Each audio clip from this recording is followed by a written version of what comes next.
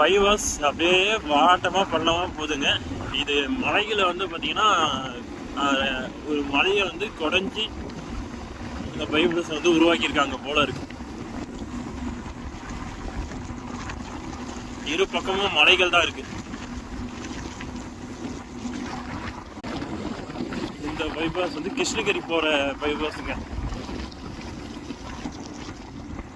நிறைய அது பக்கம் வீடுகள் தான் இருக்கு, கிராமம் தான் இது.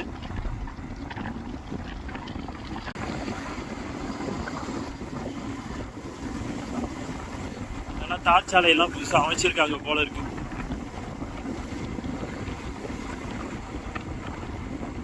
வாகனங்கள்லாம் ரொம்ப மெல்ல தான் போகுதுங்க இந்த இடத்துல. ஏன்னா இது வாட்டமான பகுதி, அதுவும் இல்லாமல் ஒரு வளைவான பகுதி.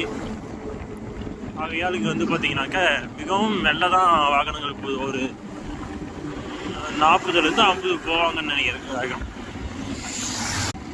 இந்த இடத்துல கல்லூரி மற்றும் மருத்துவமனைகள்லாம் இருக்குது. இந்த கிராம பகுதியில் இருக்கிறவங்களுக்கான மருத்துவமனை போல.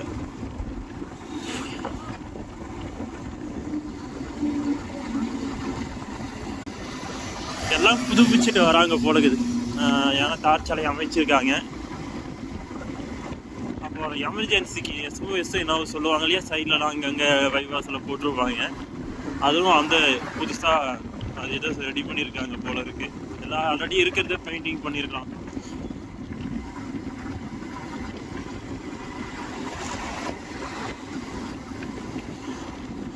முன்னாடி பாருங்க எவ்வளோ பெரிய மலை. இந்த மலையை குடைஞ்சி பைபாஸ் வந்து உருவாக்கியிருக்காங்க போல. இந்த இடம் வந்து ரொம்ப வாட்டமான இடம்ன்றதால மிகவும் மெல்ல தான் வாகனங்கள் சென்று கொண்டே இருக்கு. ஏன்னா நிறைய இடத்துல வந்து வளைவுகள் வருது.